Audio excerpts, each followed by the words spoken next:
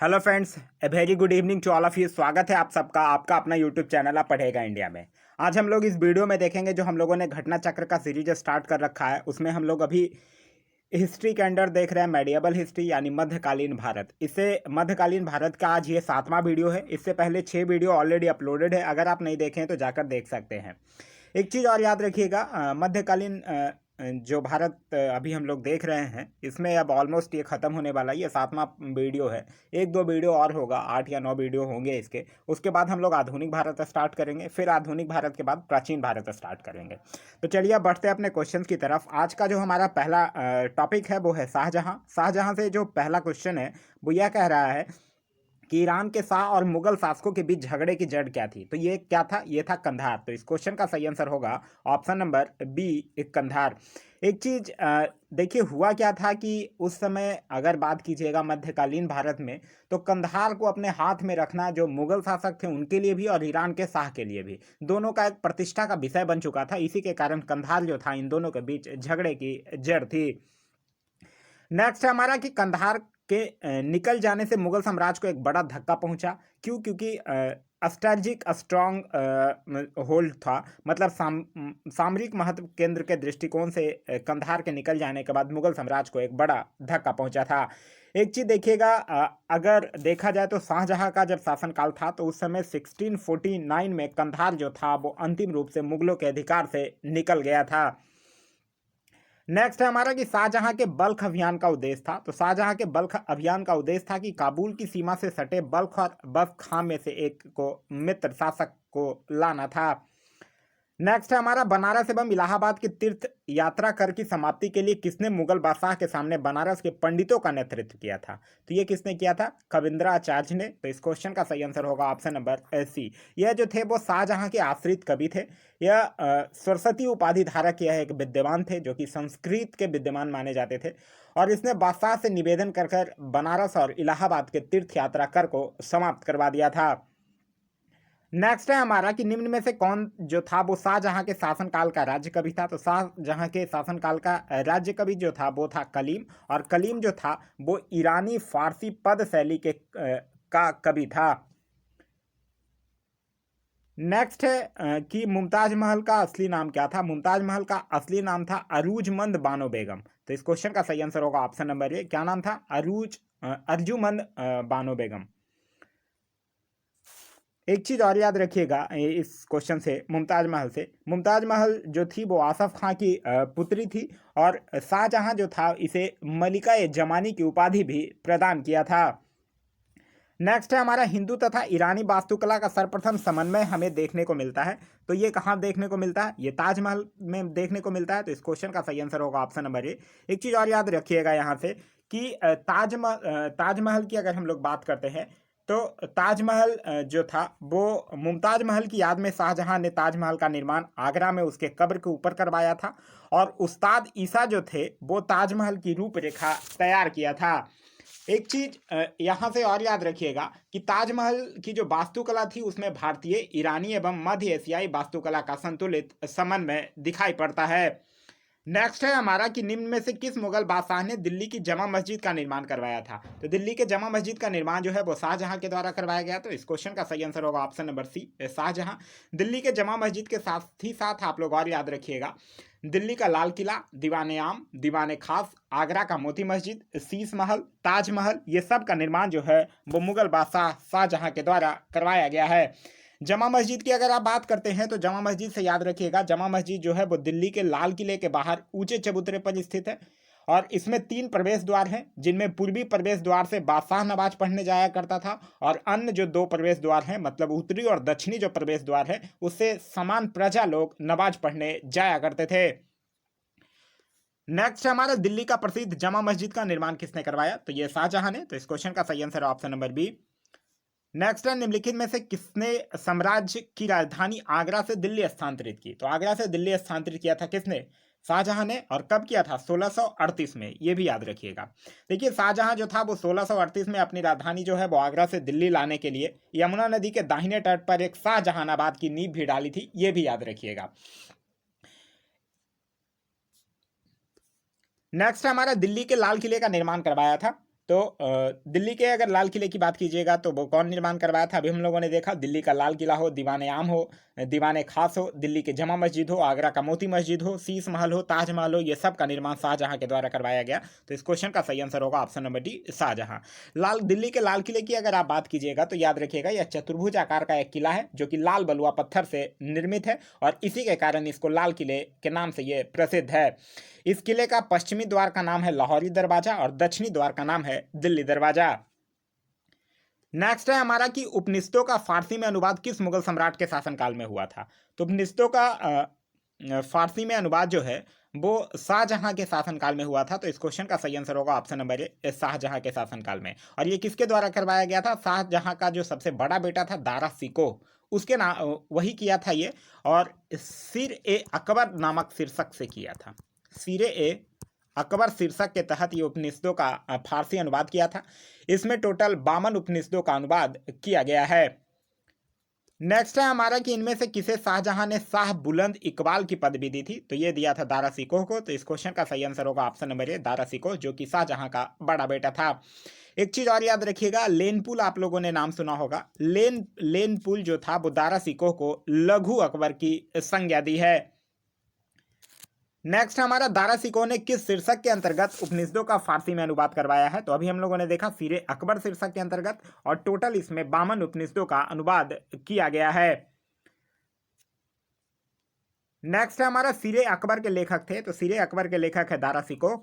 और एक और दारा सिकोह की रचना याद रखिएगा, मज्म उल बहरीन।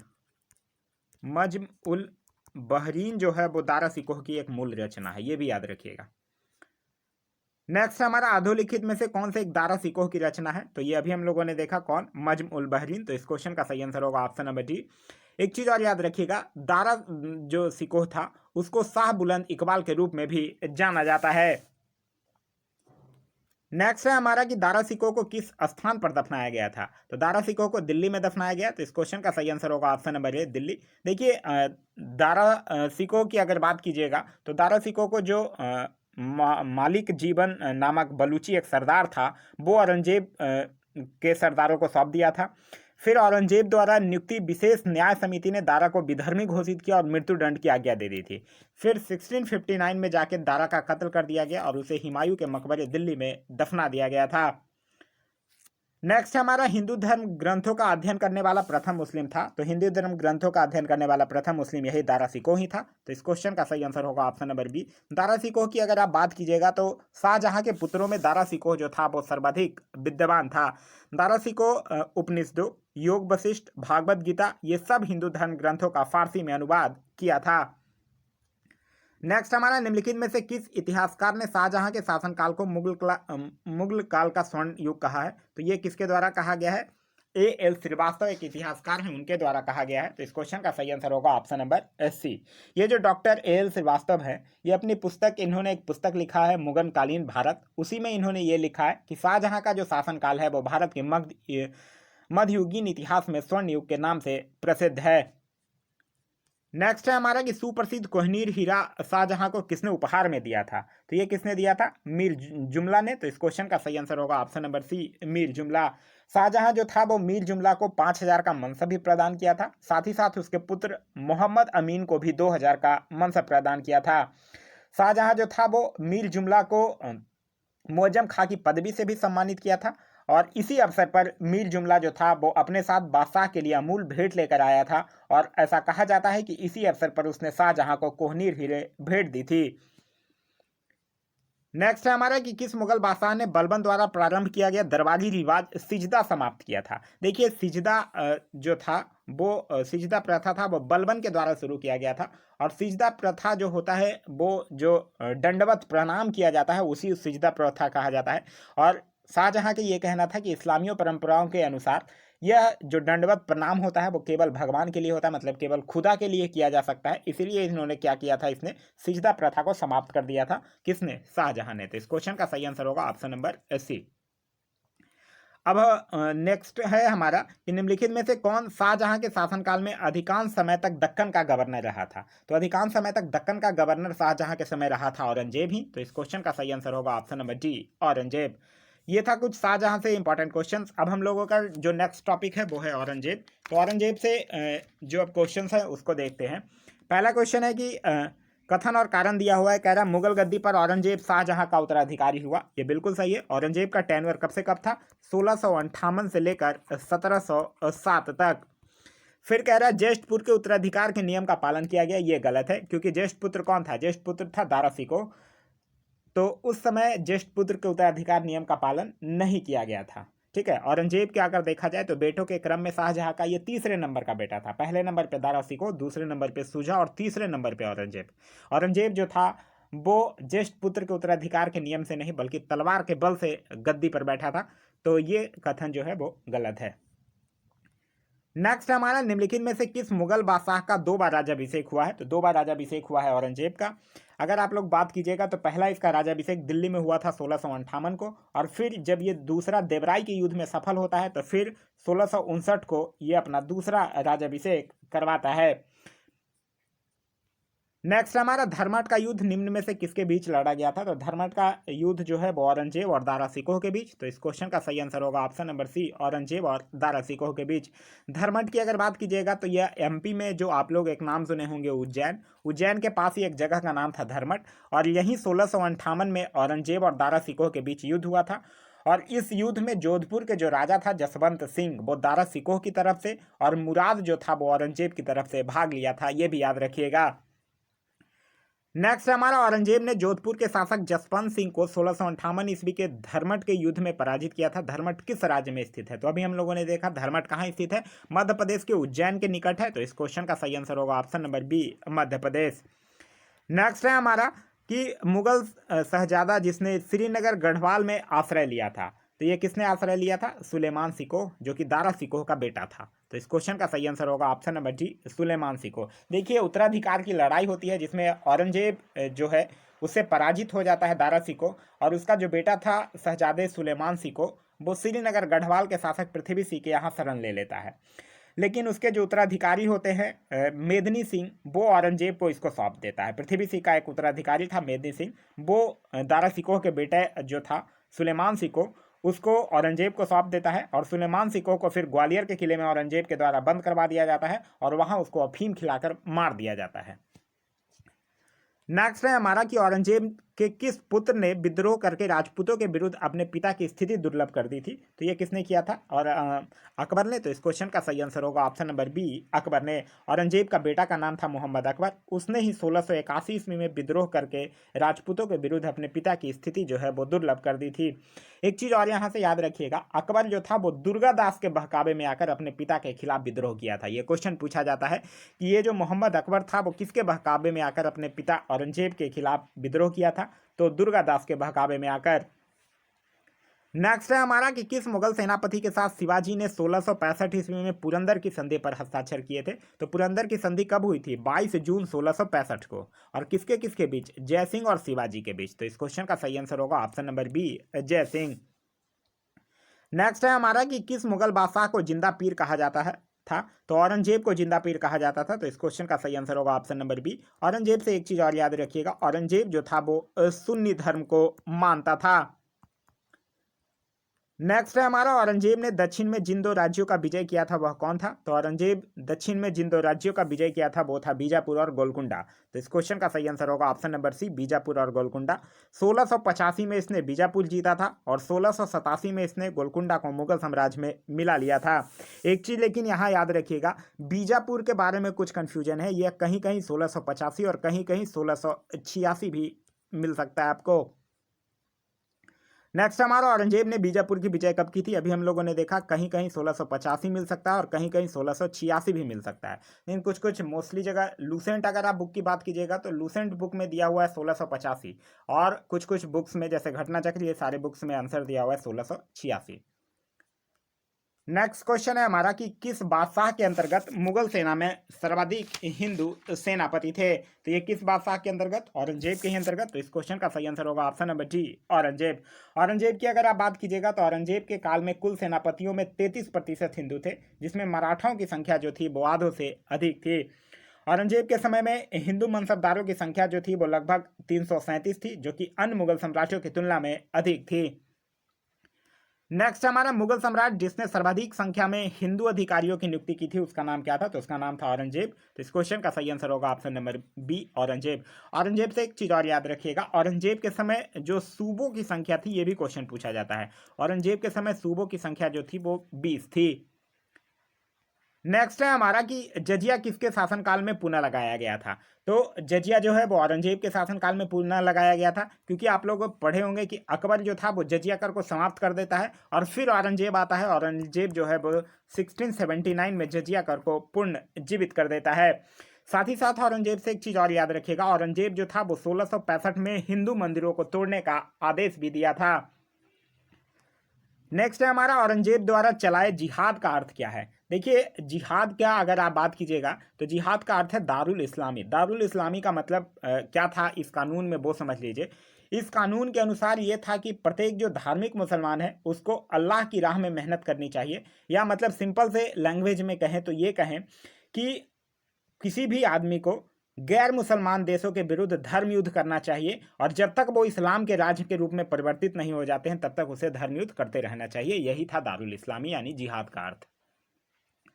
नेक्स्ट है हमारा बीबी का मकबरा का निर्माता था। तो बीबी का मकबरा का निर्माता था औरंगजेब। तो इस क्वेश्चन का सही आंसर होगा ऑप्शन नंबर डी। और ये महाराष्ट्र के औरंगाबाद में जो औरंगजेब की पत्नी थी जिसका नाम था रबिया उद दौरानी, उसके मकबरे का निर्माण करवाया था। और कब? 1678 में। और इसे ही क्या कहा जाता है? बीबी के मकबरा के नाम से जाना जाता है। एक चीज और है कि बीबी का मकबरा का जो स्थापत्य कला शैली थी वो ताजमहल पर आधारित था, और इसी के कारण बीबी के मकबरे को द्वितीय ताजमहल भी कहा जाता है। नेक्स्ट हमारा निम्नलिखित में से कौन सम्राट औरंगजेब की पुत्री थी। तो निम्नलिखित में से कौन सम्राट औरंगजेब की पुत्री थी। तो औरंगजेब की पुत्री का नाम था मेहरुनिसा। तो इस क्वेश्चन का सही आंसर होगा option number D, Mehrunnisa. Next हमारा औरंगजेब ने किसको साहिबात उज जमानी की उपाधि प्रदान की थी। तो औरंगजेब जो था वो जहां आरा को साहिबात उज जमानी की उपाधि प्रदान किया था। तो इस क्वेश्चन का सही आंसर होगा ऑप्शन नंबर सी, जहां आरा। जहां आरा जो थी वो शाहजहां और मुमताज महल की सबसे बड़ी बेटी थी, यानी औरंगजेब की बड़ी बहन थी। नेक्स्ट हमारा संत रामदास को किसके शासनकाल से संबंधित किया जाता है। तो संत रामदास को औरंगजेब के शासनकाल से संबंधित किया जाता है। तो इस क्वेश्चन का सही आंसर होगा ऑप्शन नंबर डी। देखिए एक चीज याद रखिएगा, यहाँ संत रामदास पूछ रहा है, एक थे गुरु रामदास, ठीक है, जो कि सिख संप्रदाय के चौथे गुरु थे। अगर इनके समकालीन पूछ लेगा तो गुरु रामदास जो थे वो अकबर के समकालीन थे। कंफ्यूज मत होइएगा, ये गुरु रामदास हैं जो अकबर के समकालीन थे, सिखों के चौथे गुरु। यहाँ संत रामदास पूछ रहा है, ये महाराष्ट्र के एक महान संत थे जिनका जन्म 1608 में हुआ था, और ये औरंगजेब के समकालीन थे। क्लियर है? चलिए एक चीज और यहां से याद रखिएगा औरंगजेब से, जब सिख गुरु की बात निकल गई तो, कि इस्लाम नहीं स्वीकार करने के कारण सिखों के जो 9वें गुरु थे तेज बहादुर, उसकी हत्या जो है वो औरंगजेब ने करवा दिया था। चलिए अब ये औरंगजेब यहाँ खत्म होता है। अब है मुगल कालीन प्रशासन। तो मुगल कालीन प्रशासन से इंपॉर्टेंट जो क्वेश्चंस दिए हुए हैं बुक में उसको देखते हैं। पहला क्वेश्चन कह रहा है कि मुगल प्रशासन के दौरान जिले को किस नाम से जाना जाता था। तो मुगल प्रशासन के दौरान अगर बात कीजिएगा तो प्रशासन के दृष्टिकोण से देखा गया जाए तो जो सूबा होता था, जो प्रांत मतलब कह सकते हैं जिसको आप, वो कई सरकारों या जिलों में बटा हुआ होता था, और सरकार को फिर पुनः परगना या महल में विभाजित किया जाता था। तो जिलों को क्या कहा जाता था? सरकार कहा जाता था। तो इस क्वेश्चन का सही आंसर होगा ऑप्शन नंबर जी, सरकार। नेक्स्ट है हमारा कि मुगल काल में जनपद यानी जिला क्या कहलाता था। तो सरकार कहलाता था। देखिए ये याद ही रखिए कि अगर आप प्रशासन के दृष्टिकोण से देखते हैं तो मुगल साम्राज्य का जो बंटवारा था वो सूबों में हुआ था, सूबों का सरकार में हुआ था, फिर सरकार का परगना या महाल में हुआ था, फिर महाल का जिला या दस्तूर में, और फिर दस्तूर जो थे वो ग्राम में बटे हुए थे। एक क्वेश्चन यहाँ से पूछा जाता है कि मुगल प्रशासन की प्रशासनिक इकाई की सबसे छोटी इकाई क्या थी, प्रशासनिक व्यवस्था की सबसे छोटी इकाई क्या थी। तो ग्राम ही था, ये भी याद रखिएगा। नेक्स्ट हमारा मुगल काल में सेना का प्रधान निम्न में से कौन था। तो मुगल काल में सेना का प्रधान जो था वो मीर बख्शी था। तो इस क्वेश्चन का सही आंसर होगा option number B, Mir Bakhshi. एक चीज था, मीर बख्शी जो था वो एक सरखत नामक पत्र पर हस्ताक्षर करता था। ये सरखत नामक पत्र पर हस्ताक्षर होने के बाद ही सेना को हर महीने का वेतन मिलता था, और हस्ताक्षर करता कौन था? मीर बख्शी करता था। जो सभी श्रेणियों के मनसबदारों थी उनकी नियुक्ति का आदेश भी यही मीर बख्शी के द्वारा दिया ही जाता था। घोड़ा दागने और सिपाहियों के मुआयना करने का भी जिम्मा जो था वो मीर बख्शी का ही था। नेक्स्ट हमारा मुगल शासन में मीर बख्शी का कर्तव्य था। तो मुगल शासन में मीर बख्शी का कर्तव्य था भू राजस्व अधिकारियों का पर्यवेक्षण। तो इस क्वेश्चन का सही आंसर होगा ऑप्शन नंबर डी। देखिए, अगर मीर बख्शी के कर्तव्य की बात कीजिएगा तो भू राजस्व अधिकारियों का पर्यवेक्षण करना था, और साथ ही साथ सैन्य विभाग के वेतन के लिए भी यह मीर बख्शी जो था वो उत्तरदायी होता था। नेक्स्ट है हमारा कि निम्नलिखित में से किसे मुगल सेना में चिकित्सक नियुक्त किया गया था। तो मुगल सेना में चिकित्सक नियुक्त किया गया था मनुची को। इसका पूरा नाम था निकोलाओ मनुची। तो इस क्वेश्चन का सही आंसर होगा ऑप्शन नंबर डी। यह जो था मनुची वो एक इतालवी यात्री था, और इसने भारत आकर दारा सिकोह की सेना में तोपची के रूप में नौकरी किया था। फिर जब 1659 में दारा सिकोह की मृत्यु हो जाती है, उसके बाद यह जो है वो चिकित्सक के पेशा को अपना लेता है। नेक्स्ट हमारा निम्नलिखित कथनों पर विचार कीजिए। और अहीदी वे घुड़सवार सिपाही थे जिन्होंने अपनी सेवाएं एकाकी प्रदान की। बिल्कुल सही है। कह रहा है जिन्होंने किसी सरदार के साथ अपने आप को संलग्न नहीं किया, यह भी बिल्कुल सही है। सम्राट ही जिसका आसन कर्नल था, यह भी बिल्कुल सही है। और जिन्होंने अपने को मिर्जाओं के साथ संलग्न किया, यह गलत है। नेक्स्ट है हमारा कि मुगल प्रशासन में मुहतसिब था। तो ये क्या था? ये लोक आचरण अधिकारी था। तो इस क्वेश्चन का सही आंसर होगा ऑप्शन नंबर सी, लोक आचरण अधिकारी। देखिए, शरीयत के प्रतिकूल कार्य करने वाले को रोकना, आम जनता के दुष्चरित्रता से बचाने का कार्य जो था वो मुहतसिब नामक अधिकारी करता था। नेक्स्ट हमारा निम्नलिखित बातों में से कौन एक मुगल मनसबदारी व्यवस्था के विषय में सत्य नहीं है? इसमें 33 वर्ग थे, बिल्कुल सही है। उन्हें मशरूत अथवा सशर्त पद प्राप्त होते थे, ये भी बिल्कुल सही है। उनका सवार पद जात पद से अधिक हो सकता था, ये गलत है। क्योंकि आप लोग पढ़े होंगे कि जिन मनसबदारों से अपने जात या व्यक्तिगत दर्जे के अनुरूप सवार रखने की अपेक्षा की जाती थी, उसे उस दर्जे की पहली कोटि में, जिससे आधे सवार रखना अपेक्षित होता था उसको दूसरी कोटि में, और जिससे आधे से भी कम सवार रखना अपेक्षित होता था उसे तीसरी कोटि में रखा जाता था। सवार पद जो है वो जात पद से कभी ऊपर नहीं हो सकता था। फिर नेक्स्ट की समस्त कार्यकारी एवं सैन्य अधिकारियों को मनसब प्रदान किए जाते थे, ये बिल्कुल सही है। नेक्स्ट है हमारा मुगल मनसबदारी व्यवस्था के बारे में निम्न कथनों पर विचार कीजिए। जात एवं सवार पद प्रदान किए जाते थे, ये बिल्कुल सही है। मनसबदार अनुवांशिक अधिकारी होते थे, ये गलत है। मनसबदारों के 3 वर्ग होते थे, ये बिल्कुल सही है। दीवान कार्यालय द्वारा इनको वेतन दिया जाता था, ये भी गलत है। तो यहाँ पहला और तीसरा जो है वो सही है, और दूसरा और चौथा जो है वो गलत है। नेक्स्ट है हमारा कि मुगलकालीन भारत में राज्य की आय का प्रमुख स्रोत क्या था? तो राज्य की आय का जो प्रमुख स्रोत था वो था भू राजस्व। तो इस क्वेश्चन का सही आंसर होगा ऑप्शन नंबर सी, भू राजस्व। नेक्स्ट है हमारा कि मुगल प्रशासनिक शब्दावली में माल प्रतिनिधित्व करता था। तो माल का मतलब होता था भू राजस्व। तो इस क्वेश्चन का सही आंसर होगा ऑप्शन नंबर ए, भू राजस्व। देखिए, अगर मुगल प्रशासन की व्यवस्था कीजिए, मुगल साम्राज्य की बात कीजिएगा, तो भूमि कर के विभाजन के आधार पर मुगल साम्राज्य की जो समस्त भूमि थी उसको 3 वर्गों में विभाजित किया गया था। पहला खालसा भूमि, दूसरा जागीर भूमि, और तीसरा सयूरगल या मदत ये मास कहा जाता था। नेक्स्ट हमारा मुगल सम्राट जिसने तंबाकू के प्रयोग पर निषेध लगा दिया, तो ये किसने लगाया था? जहांगीर ने लगाया था। देखिए, तंबाकू लाया किसके द्वारा गया था? जब पुर्तगालियों के द्वारा 1605 ईस्वी में भारत में तंबाकू लाया गया था, और फिर 1617 ईस्वी में जहांगीर जो था वो इसको निषेध जारी कर दिया था। एक चीज़ और याद रखिएगा जहांगीर से, कि जहांगीर को न्याय की जंजीर के लिए भी याद किया जाता है। नेक्स्ट है हमारा मुगल प्रशासन में मदत मास इंगित करता है। अभी हम लोगों ने देखा मदत मास क्या था। मदत मास भूमि कर को समस्त भूमि को जो 3 भागों में विभाजित किया जाता था उसमें मदत मास था, जो कि विद्वानों को दी जाने वाली राजस्व मुक्त अनुदान भूमि थी। मतलब अनुदान में दी जाने वाली जो लगानहीन भूमि होती थी उसको हम लोग क्या कहते थे? मदत मास कहते थे। तो इस क्वेश्चन का जो सही आंसर होगा वो होगा ऑप्शन नंबर बी। एक चीज और याद रखिएगा, मदत मास को मिल्क भी कहा जाता था। नेक्स्ट हमारा मध्यकालीन भारत के ऐतिहासिक स्रोतों में चकला शब्द का प्रयोग हुआ था। तो मध्यकालीन भारत के ऐतिहासिक स्रोतों में चकला शब्द का प्रयोग जो हुआ था वो सूबा और परगना के बीच की क्षेत्रीय इकाई थी, लेकिन सरकार के समानार्थी नहीं था।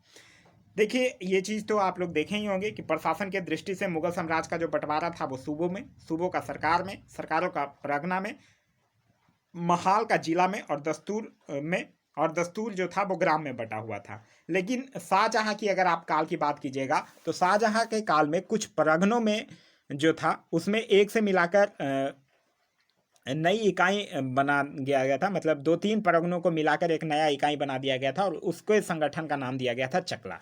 क्लियर है? चलिए, नेक्स्ट है हमारा मुगल काल में मनसबदारी प्रथा विद्यमान थी, ये बिल्कुल सही है। मनसबदारों का चयन योग्यता के आधार पर होता था, ये भी बिल्कुल सही है। और एक चीज तो आप लोग पढ़े ही होंगे कि अकबर के शासनकाल प्रणाली की प्रमुख विशेषता ही थी मनसबदारी प्रथा। ठीक है, और यह जो था मनसबदारी प्रथा, वो अकबर के शासनकाल के 11वें वर्ष में पहली बार मनसब प्रदान किए जाने का साक्ष्य मिलता है। नेक्स्ट है हमारा, नीचे दिए गए कथन ए और बी के व्याख्यान को पढ़ें और निम्न में कूट में से सही उत्तर का चयन करें। सभी मनसबदार सेना के पदाधिकारी नहीं होते थे, ये बिल्कुल सही है, क्योंकि सैन्य अधिकारियों के साथ साथ असैनिक अधिकारियों को भी मनसब प्रदान किया जाता था। फिर कह रहा है कि मुगल शासन के अधीन उच्च पदाधिकारी भी मनसब होते थे और उनका वर्गीकरण होता था, ये भी बिल्कुल सही है, क्योंकि जब अबुल फजल की आप बात कीजिएगा तो उसकी एक रचना है आईने अकबरी, और उससे यह हमें ज्ञात होता है कि मनसबदारों की टोटल श्रेणियां 66 थी, लेकिन यह श्रेणियां जो थी वो 10 से लेकर 10,000 तक होती थी, लेकिन इस व्यवस्था के अंतर्गत केवल 33 श्रेणियां ही प्रचलित थी। तो इसीलिए हम लोग जब पढ़ते हैं तो यही पढ़ते हैं कि मनसबदारों की 33 श्रेणियां प्रचलित हैं। नेक्स्ट है हमारा, निम्नलिखित राजाओं में से किसने राम सीता की आकृतियों और राम सीए देवनागरी लेख से युक्त कुछ सिक्के चलाए थे? तो ये किसने चलाया था? अकबर ने। तो इस क्वेश्चन का सही आंसर होगा ऑप्शन नंबर डी, अकबर। एक चीज याद रखिएगा, मुगल प्रशासन की अगर आप बात कीजिएगा तो सबसे बड़ा जो सिक्का था वो था संसद, जो कि सोना का सिक्का हुआ करता था, और स्वर्ण का जो सबसे प्राचीन सिक्का था वो था इलाही। ये भी याद रखिएगा, ये दोनों चीज। नेक्स्ट हमारा, मुगल शासन में तांबे का सिक्का कहलाता था। तो मुगल शासन में तांबे का जो सिक्का था वो दाम कहलाता था, और चांदी का जो सिक्का था वो रुपया कहलाता था। दाम जो था वो अकबर के द्वारा चलाया गया था, जो तांबे का सिक्का था जो कि रुपये के 40वें भाग के बराबर होता था। तो इस क्वेश्चन का सही आंसर होगा ऑप्शन नंबर बी, दाम। लेकिन मुगल कालीन जो अर्थव्यवस्था था उसका आधार जो था वो चांदी का रुपया था, ना कि तांबे का दाम था। नेक्स्ट हमारा, निम्नलिखित में से किस शासक ने शाहरुख नामक चांदी का सिक्का चलवाया? तो ये शाहरुख नामक चांदी का सिक्का जो था वो बाबर ने चलवाया। तो इस क्वेश्चन का सही आंसर होगा ऑप्शन नंबर बी, बाबर। से एक चीज और याद रखिएगा, बाबर को उसकी उदारता के लिए कलंदर की उपाधि भी दी गई थी। नेक्स्ट हमारा, मध्यकाल में बंटाई शब्द का अर्थ था। तो मध्यकाल में बंटाई शब्द का अर्थ था लगान निर्धारण करने का तरीका। तो इस क्वेश्चन का सही आंसर होगा ऑप्शन नंबर बी, लगान निर्धारण करने का तरीका। देखिए, इसमें होता क्या था कि वास्तविक उपज का जो बंटवारा था वो राजा और कृषक के बीच होता था। शेरशाह सूरी जो था वो लगान निर्धारण के लिए 3 प्रणालियां अपनाई थी, जिसमें एक था नफ्क या मुक्ताई, दूसरा था नकदी अथवा जब्ती प्रणाली, और तीसरा था गल्ला बख्शी या बंटाई प्रणाली। नेक्स्ट है हमारा कि अकबर के शासनकाल में दक्कन में निम्न पद्धतियों में से कौन सा भू राजस्व वसूली का प्रचलित आधार था? तो यह क्या था? हल की संख्या। देखिए, यहाँ पूछ रहा है दक्कन में। अकबर की अगर आप शासनकाल की बात करते हैं तो उत्तर भारत में तो जो उसका दीवान था टोडरमल, उसके द्वारा जो भू राजस्व वसूली की पद्धति स्थापना की गई थी वही प्रचलित था। लेकिन यहाँ दक्षिण भारत की अगर आप बात कीजिएगा दक्कन में, तो दक्कन में उस प्रकार की कोई व्यवस्थित पद्धति नहीं थी, और इसके कारण दक्कन के जो किसान थे वो प्रति हल यानी हल की संख्या के आधार पर ही राज्य को भू राजस्व का भुगतान करते थे। नेक्स्ट है हमारा कि मुगलकालीन संगीत एवं चित्रकला, नेक्स्ट टॉपिक है हमारा। इससे जो क्वेश्चन है वो कह रहा है कि मुगल चित्रकला के विषय में कौन सा कथन जो है वो सत्य है? तो युद्ध दृश्य बिल्कुल सही है, दरबारी चित्रण ये भी होता था, पशु पक्षी और प्राकृतिक दृश्य ये भी होता था। तो इस क्वेश्चन का सही आंसर होगा ऑप्शन नंबर डी, उपयुक्त सही। एक चीज याद रखिएगा, मुगल चित्रकला में एक नाम याद रखिएगा, उस्ताद मंसूर। उस्ताद मंसूर जो था वो पशु पक्षी और प्राकृतिक दृश्यों का चित्रण करने में सबसे दक्ष व्यक्ति था। नेक्स्ट हमारा, चित्रकला की मुगल शैली का प्रारंभ किया था। तो चित्रकला की मुगल शैली का प्रारंभ जो था वो हुमायूं के द्वारा ही किया गया था। हुमायूं का जो टेन्योर था वो 1530 से लेकर 1556 तक था।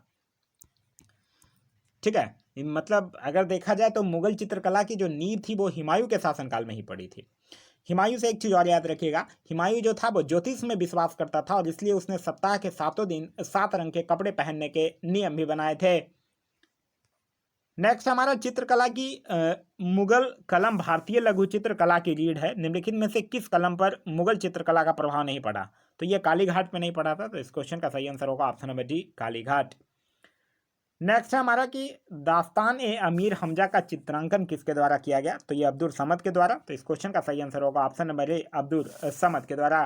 देखिए, अगर इसकी बात करते हैं तो यह हुमायूं के काल में चित्रित होना आरंभ हुआ था, दास्तान ए अमीर हमजा, लेकिन फिर ये जाके अकबर के शासनकाल में पूरा हुआ था। इसमें देखा जाए तो टोटल 1375 चित्र हैं और यह ग्रंथ जो है वो फारसी नायक अमीर हमजा यानी जो मोहम्मद साहब के चाचा थे उसके वीरतापूर्ण कारनामों का उल्लेख करता है।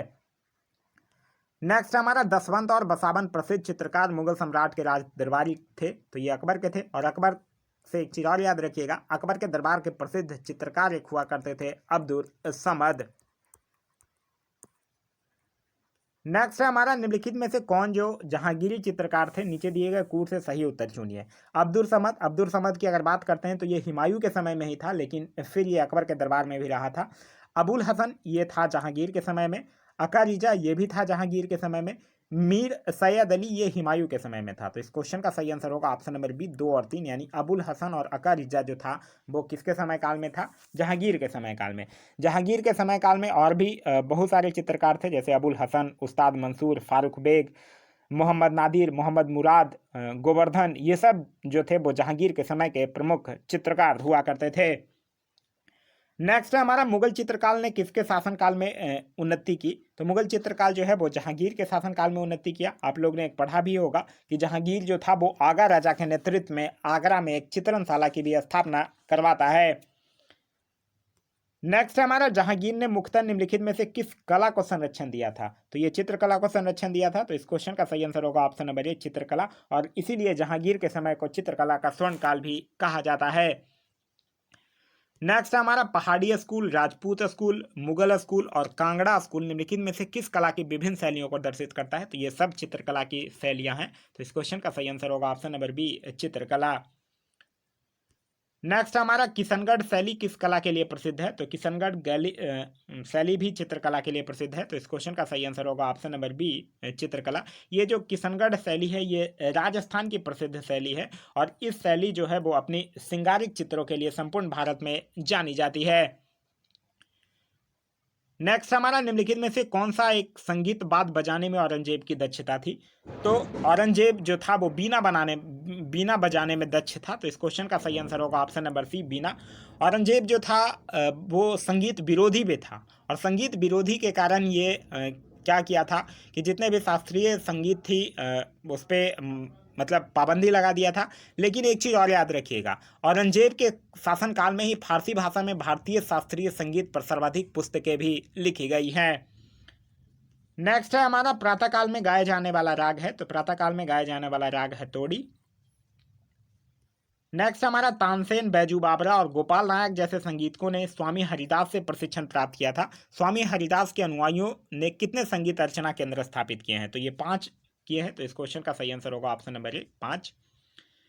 नेक्स्ट हमारा अकबर के शासनकाल में धूपरथ गायकों में सम्मिलित थे। तो तानसेन सम्मिलित था, हरिदास भी सम्मिलित थे, सूरदास नहीं थे, बिलास खां नहीं थे। ठीक है, बिलास खां की अगर बात कीजिएगा तो बिलास खां जहांगीर के दरबार का प्रमुख संगीतज्ञ था। तानसेन और हरिदास था। तानसेन की अगर और हरिदास की अगर आप बात कीजिएगा तो हरिदास का कहना यह था कि वह केवल भगवान के लिए गाते हैं, दरबार से उनका कोई सरोकार नहीं है। साथ ही साथ एक चीज़ और याद रखिएगा, अकबर के शासनकाल के जो प्रमुख गायक थे वो तानसेन था, बाज बहादुर, बाबा रामदेस, बैजू बावरा, ये सब अकबर के शासनकाल के प्रमुख गायक हुआ करते थे। नेक्स्ट हमारा प्रसिद्ध तानसेन का मकबरा स्थित है। तो तानसेन का मकबरा कहाँ स्थित है, ग्वालियर में। तो इस क्वेश्चन का सही आंसर होगा ऑप्शन नंबर बी ग्वालियर में। तानसेन जो था वो अकबर के नौरत्नों में से एक था और अकबर के दरबार में आने से पहले जो तानसेन था वो रीवा के राजा रामचंद्र के दरबार में रहता था। ये क्वेश्चन बड़ी बार एग्जाम में पूछा गया है, याद रखिएगा कि अकबर के दरबार में आने से पहले तानसेन किसके दरबार में रहता था। तो रीवा के राजा रामचंद्र के दरबार में रहता था। नेक्स्ट हमारा तानसेन का मूल नाम क्या था। तो तानसेन का मूल नाम था रामतनु पांडे। तो इस क्वेश्चन का सही आंसर होगा ऑप्शन नंबर बी। नेक्स्ट हमारा निम्नलिखित में से किस मुगल शासक ने लाला कलाम्बत से हिंदू संगीत की शिक्षा ली थी। तो ये अकबर ने लिया था। अकबर ही जो था वो लाला कलाम्बत से हिंदू संगीत की शिक्षा ली थी। अकबर जो था वो नगाड़ा बजाने में मतलब माहिर था, प्रवीण था, कह सकते हैं आप। तो ये था हमारा आज का वीडियो। आज का वीडियो आप लोगों को कैसा लगा कमेंट करके जरूर बताइएगा। साथ ही साथ इस वीडियो से कुछ सीखने के लिए मिला तो एक लाइक जरूर कर दीजिएगा। वीडियो पसंद आया तो अपने दोस्तों के साथ शेयर करना ना भूलें। अभी तक आप हमारे चैनल पर नए हैं या अभी तक चैनल को सब्सक्राइब नहीं किया तो चैनल को सब्सक्राइब कर लीजिए और साथ ही साथ बेल आइकन दबा लीजिए ताकि हमारे सारे वीडियो के नोटिफिकेशन आपको मिलते रहें। Thanks for watching.